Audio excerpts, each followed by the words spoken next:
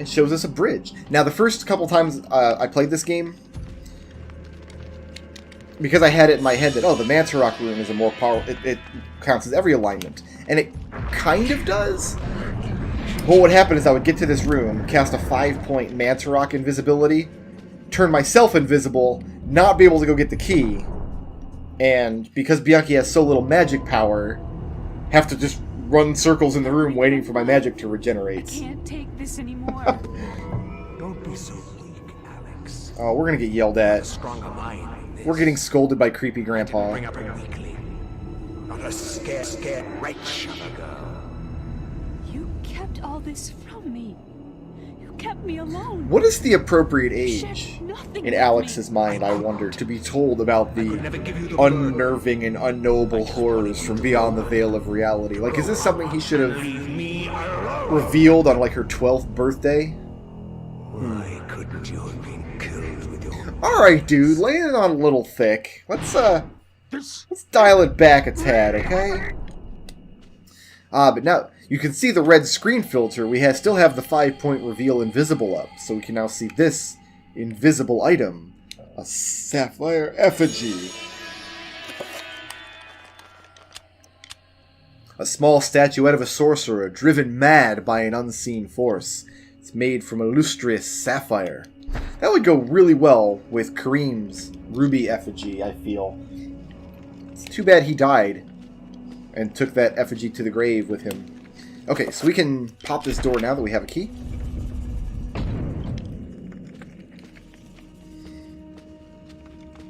And here is a damaged floor. You can tell it's a damaged floor because it's glowing with yellow electricity. So, we need a new spell. We're going to make a 5-point Protect Self. A couple of Paragons for flavor.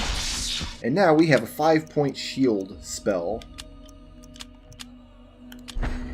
For just general combat use, it's still my preference just to use the 3-point. If you get hit 3 times in a particular combat, something has gone horribly wrong. But now instead of getting zapped every couple seconds, our motes are going to get zapped instead. And we've got just enough juice to get all the way to the other side of this floor, more or less. Up, now we're locked in.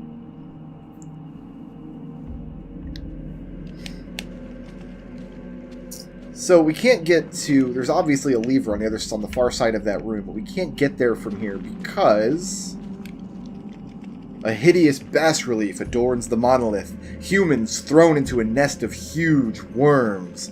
The people have been sacrificed, ingested by the worms to fuel some unknown, unfathomable process.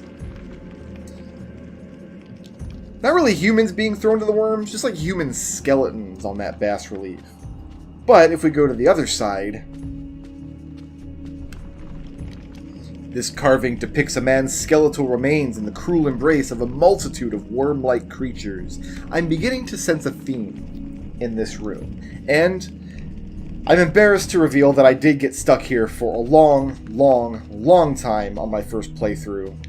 You can't do anything else in the room, and you can't go back, and no spells will avail you. What you have to do is just cut the rope. Cut the rope. Bianchi, cut the goddamn rope, please. Thank you. I think I was stuck here for a good 10 minutes the first time I played this game. I don't know how Bianchi can possibly look surprised that there are worms, considering the bas-reliefs that he just looked at. The worms don't attack you, they just sit there and stare at you, which causes your... Do you want to leave the room, Edgar? Are you trying to leave? That was my door creaking because my dog wants to leave the room. Fine, bye! Farewell. My goodness. I probably couldn't have said anything and people would have just thought, oh, that creaking noise was part of the game. That's Eternal Darkness's sanity effects. The dilapidated roof appears to be collapsing in several areas and will need a lot of reinforcement.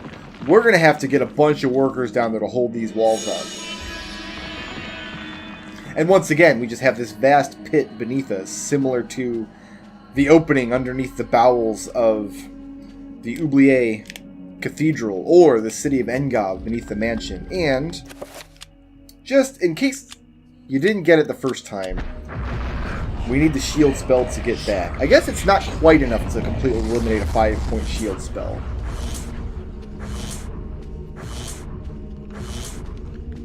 There is one combat encounter in this chapter coming up in a little bit that I think having a 5-point shield would be beneficial if you're going to fight it, but I just don't see why you would fight it.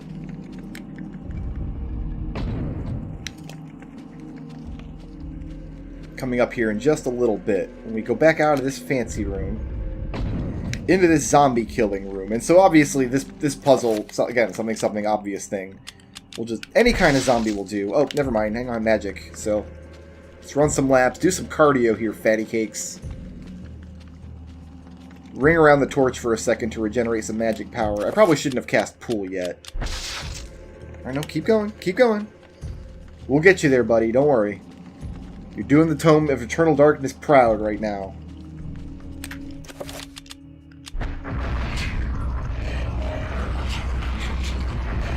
So when this is done, I'm not going to have enough magicka to re-up my pool when it runs out. I really think this would have worked better if they hadn't showed you the first zombie walking into the trap. Because for one thing, it doesn't make sense that the zombie would walk into the trap to begin with, instead of attack Bianchi, who's just entered the room, when every other zombie immediately aggroes on you. And for another thing, it kind of ruins the puzzle, doesn't it? Like, it just shows you the solution to the puzzle. Oh, we need to take care of this trapper. Otherwise, we're not going to get through here. Because, yeah, this is a winged wingbat here. And we're just going to run past him. You can tell it's an Ulyaoth wingbat because the floor mists are blue. But the winged version of the wingbat, the actual flying version, I guess they're all winged, but that one doesn't have legs. It flies everywhere it goes. They're a little tougher, and there's no reason for Bianchi to kill him. Hey, I remember you. Who? What? I am the guardian of this temple. I love how Kareem kind of hams it up here. Like, he really acts the part. And his girlfriend's still hanging out for some reason. However, it does seem like he goes after his whole new guardian role a little too enthusiastically, because he doesn't really give Bianchi time to speak. He simply says, speak, and then tries to hack him down. But if you recall, Kareem is guarding the weak essence, the essence that Xelothoth does not fear. And the real guardian is upstairs. The Ulyaoth wingbat up there is guarding the Ulyaoth essence. Now my duty is complete. I can finally rest. My sacrifice was not in vain. So Kareem can finally rest. Kareem's long job of guarding this place is finally over. And the essence of Ulyaoth can be retrieved.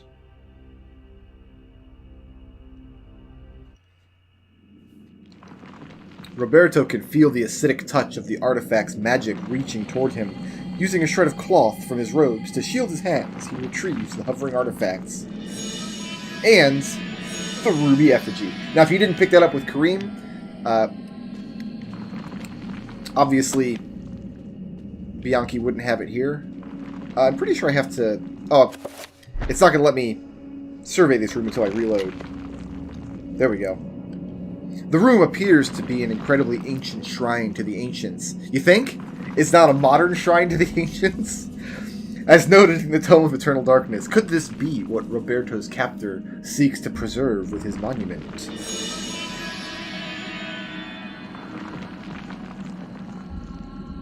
Now that the survey is complete, all we have to do is go back and report what we've learned. We're not anywhere near insane. I really thought we'd be a lot more insane for the trip back. Oh, you know what we do need for the trip back, though, is this torch. Yeah, that'll help. So we can actually see where we're going. Oh, we don't need to be in this room. We need to get out of there. Run past these guys again. Let's not get grabbed. Yeah, you can see that wingbat. Did he just kill his own zombie? He killed his own zombie so he could power another summon zombie spell. Like, dude, what was wrong with the first zombie? Was it the first zombie not good enough for you? Did he flunk out of zombie college? Yeah, so We might run into trappers on the way back. I'm actually not sure. Lots of rats, though. I think we could snipe the rats if we so choose. We can get out our crossbow and do some crossbow practice.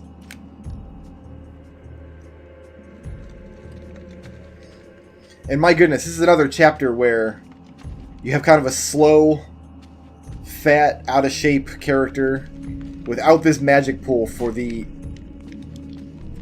Oh, right, this ladder's right on the middle of a camera transition, so it's very difficult to actually grab.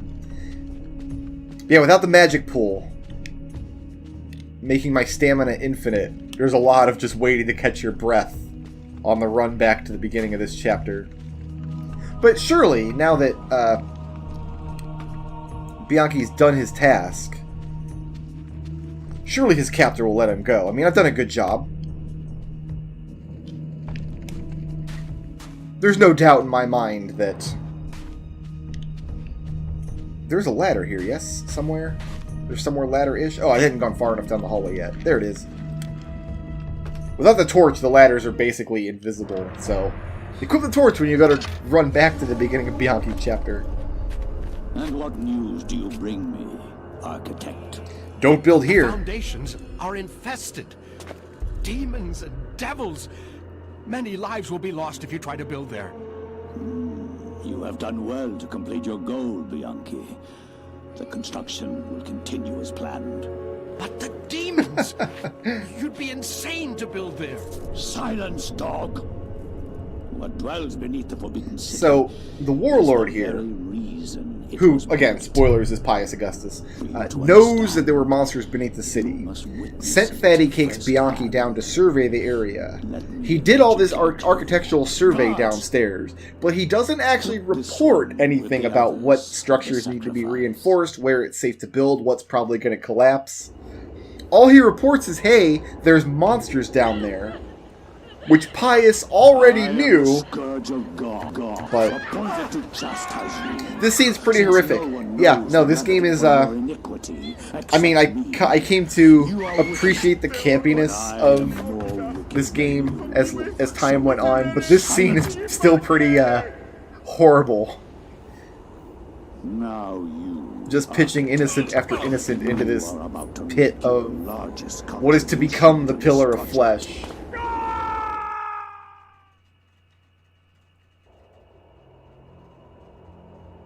And so there is the question of, what did Bianchi accomplish? I mean, yeah, he's here in the pillar now. This is where he lives. So, like, what did Bianchi accomplish, right? And where Luther accomplishes literally nothing, I think what Bianchi accomplishes is he gets a hold of the essence, the weak essence. In this playthrough, it's Ulyaoth, and manages to get preserved in this pillar, so the essence stays out of sight of Pius for longer. Because Pius would have found it during the building of this structure, even guarded by Karim. So that's what Bianchi actually accomplishes. He hides the essence of Ulyaoth from the minion of Zelatoth. And now that we've lived through Bianchi's eyes, Alex can survey areas. An unseen force guides Alex's hand toward the painting, compelling her to look behind it.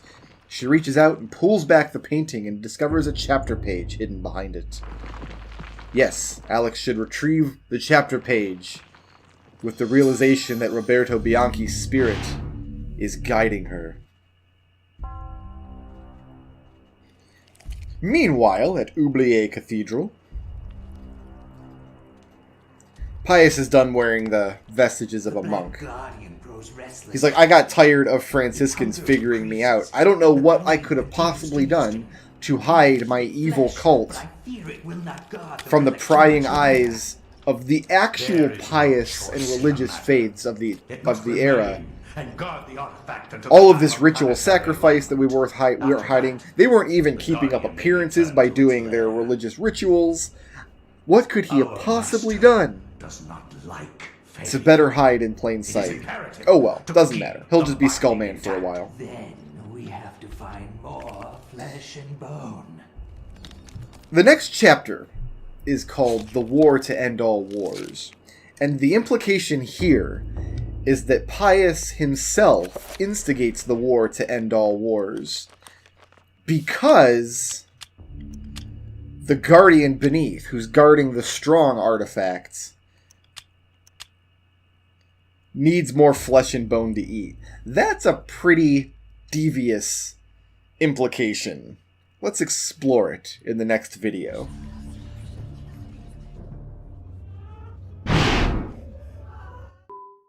Shoutouts to Ian Diaz, who sponsored this video, and to everybody who helps make my channel possible by supporting me on Patreon.